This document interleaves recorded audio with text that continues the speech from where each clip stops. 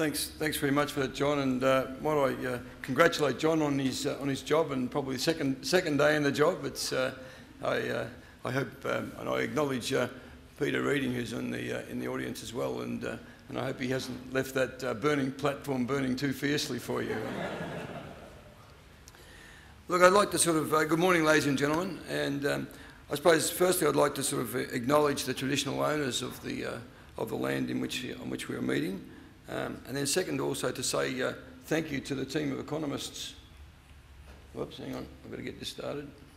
Where we are. To the team of economists who sort of helped pull these forecasts together throughout what has been a pretty difficult year for forecasting, you might say. Now, the images on this slide depict just what an incredibly challenging year it's been. The irony is, of course, this is not something new in the world of grains and oilseeds. In fact, the ups and downs of agricultural industries, in particular the grains industry, make me think of it's a bit like being on a roller coaster. And this year's been no exception. In the eastern states, we've gone from drought to the threat of locusts, to the promise of a sensational season, to floods, and then a difficult harvest that's seen much of the large crop downgraded.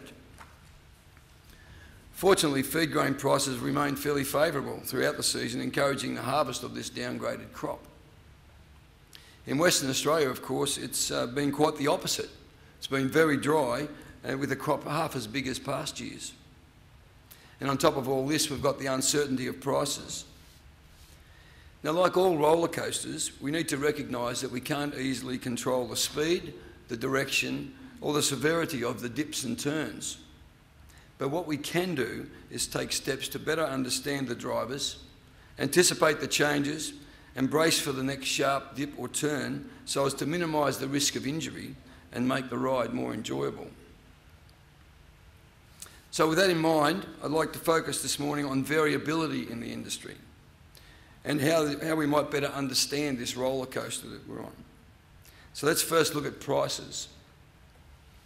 As Australia is a relatively small producer in the world of grains and oilseed markets, we need to pay particular attention to what's happening to world prices. Over the past few years, we've seen some pretty wild fluctuations in price. Mind you, we've also seen some pretty high record prices. Over the next 5 years, as you can see from this chart, we expect prices to gradually decline. But in today's dollars terms, sort of remain above those of the early 2000s. Now, much of this adjustment in price is forecast to happen in the coming year. Now, you might also say, well, why haven't we got the fluctuations in the out years? Of course, oftentimes the averages tend to sort of smooth out some of those, and so I believe we will continue to get those fluctuations. What Australian farmers can expect next year largely reflects the decline in world prices. In the case of wheat, the big drop in the price reflects the extremely high price being paid for milling wheat during the current season, and the adjustment back down closer to what the world market is. Now, Bruce will talk a little bit more about how he goes about minimising the risk of such price fluctuations in his presentation. Considering the volatility in the market, it's important to understand some of the drivers of demand and supply that underlie these forecasts. And this is something that needs to be monitored continually. Now, some of these drivers we can understand better than others. Looking at the key drivers of demand, in lots of ways they are relatively predictable. Population growth is a critical factor determining the demand for food. But it's not something that jumps around a lot. Of course, the issue of feeding 9.2 billion people by the year 2050 creates a great challenge for agriculture. It does, however, from time to time spark intense debate over food security in different parts of the world, where political decisions are made to shore up domestic grain supplies and may result in volatility in the world markets.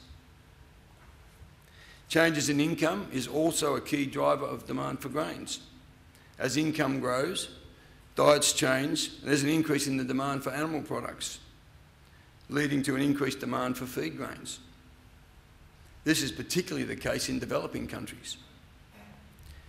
The final key demand factor that has emerged from the shadows over recent years is that of the grains for industrial uses, and in particular biofuels such as ethanol and biodiesel. Now, the growth of the use in grains for biofuels has increased dramatically over the past decade as the world searches for alternatives to fossil fuels. Now, this chart depicts the corn used for ethanol in the United States alone, increasing from around 20 million tonne in 2001 to over 125 million this year, about 1/3 of the US corn crop. In the coming year, the use of corn for ethanol is expected to continue to rise, but at a slower rate. While the amount has increased dramatically, it's still relatively predictable, as it's underpinned by a US mandate to produce around 57 billion litres of ethanol in 2012. The global use of vegetable oils for production of biodiesel has seen similar growth rates, drawing around 33 million tonnes of vegetable oil in 2011. Again, this is expected to rise, but largely in line with mandates for the production in various countries across the globe. Now, while some of the demand factors are relatively easy to forecast, when it comes to variability, predicting the supply side is extremely challenging. The two parts making up the supply side, of course, are stocks and production. Now, over the past 2 decades, stock levels of wheat, of which around 70% goes for food use, and corn, which is the key ingredient for feed as well as for ethanol, have fluctuated quite a bit, particularly since 2000. Just note here on the chart the big rebound in wheat stocks following the high prices of 2007. Now, while some of the volatility can be explained by the increase in the demand for corn for ethanol, other factors include changes to China's policy for stock levels and fluctuations in production.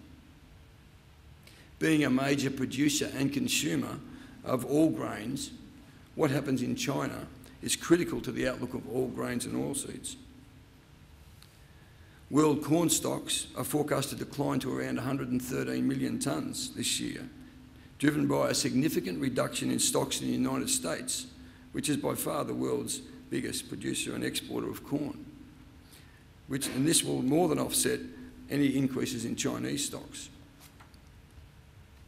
Corn stocks in the US are forecast to be around 17 million tonnes, less than half of last season's, and last season's stocks are the lowest since about the mid-90s. In fact, uncertainty or fear surrounding stocks can be a significant driver of the market for grains. The stocks-to-use ratio gives us some clues as to how critical these stock levels are in relation to consumption, and hence how prices may fluctuate with variations in production.